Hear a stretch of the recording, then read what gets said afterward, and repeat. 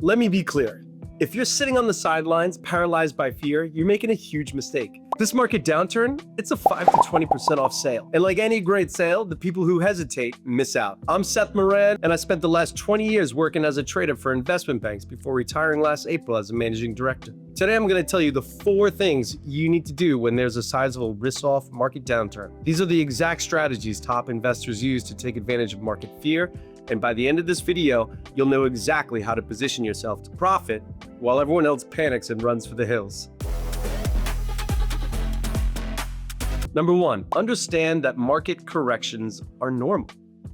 First, let's get something straight. Market sell-offs are not unusual. Since World War II, the average S&P 500 correction has been around 13% and lasts for about 4 months. Historically, the market has rebounded with an average 24% gain the following year. So let that sink in. Every time there's a major correction, the media screams like Chicken Little, the sky is falling, the sky is falling, the recession is coming, I need physical gold, I need an AR-15, I need a home with a freshwater lake near a mountain.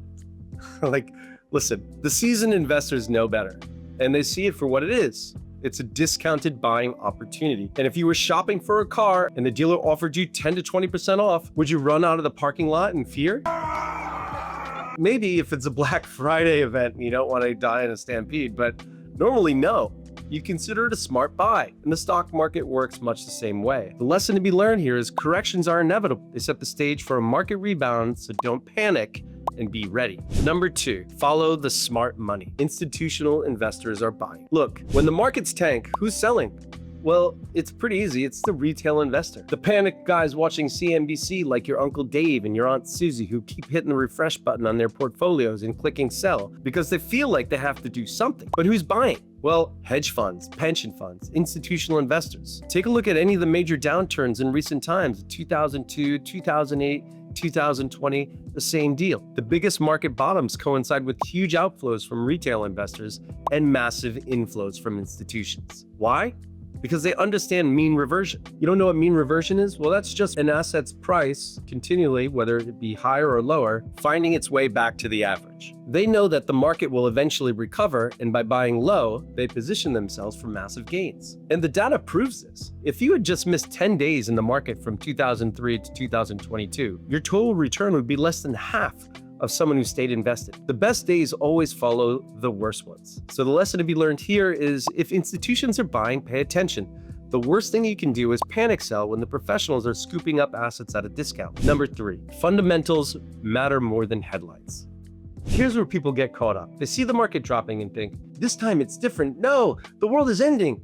Like one of my old colleagues who once came into the office with a backpack full of physical gold bars. We were like, dude, what the are you doing? But here's the reality. Unless the market sell-off is due to a major long-term collapse in economic fundamentals, it's temporary. Take 2018. The market dropped nearly 20% due to Fed rate hikes and trade war fears. Guess what happened next? Well, within 4 months, the S&P fully recovered, and by the end of 2019, it had gained almost 30%. Or let's talk about 2020, the COVID years, when COVID-19 sent the market into the fastest bear market in history, which was like a 34% drop in just 1 month. But by August, the market had fully recovered, and investors who bought the dip in March 2020 saw 70% plus gains in the next 12 months. I've got one mate who put his life savings into Tesla at the lows in March 2020. And honestly, and he's considered to be one of the finest pilots this program has ever produced.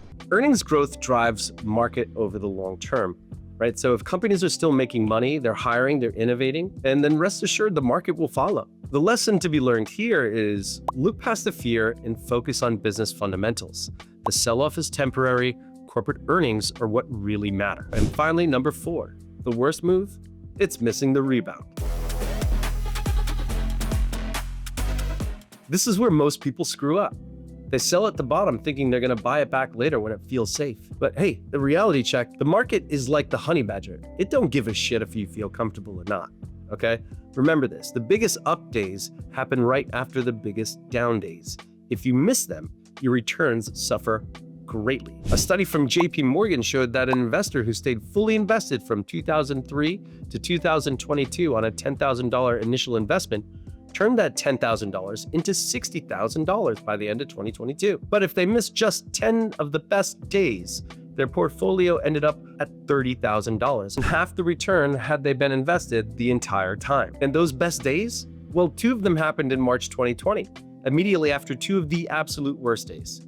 And another came in December 2018, right after the Fed-induced panic sell-off. The market rewards those who buy and hold, and it punishes those who jump in and out based on emotions. Like Warren Buffett famously said, "The stock market is a device used to transfer money from the impatient to the patient." And so the lesson to be learned here is timing the market is a losing game.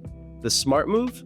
Well, stay invested, stay consistent with any monthly contributions to investment plans you may have, and if you can afford to, buy a bit more during the dips and then ride into the recovery. So in conclusion, the 4 things you need to do right now. 1. Stop panicking. The correction is normal. 2. Follow the institutional money. If the big players are buying, take note. And how can you tell? We'll go through 13Fs, fund flow reports, dark pool activity, and volume spikes on up days. 3. Look at the earnings. If companies are still profitable, the market will rebound. 4. Stay in the game. This is arguably the most important. Missing the recovery will cost you far more than any short-term losses. This is how real investors build wealth. They don't freak out. They take emotions out. They see the opportunity when others see chaos. Now I want to hear from you. Are you buying the dip, or are you sitting on the sidelines, and why?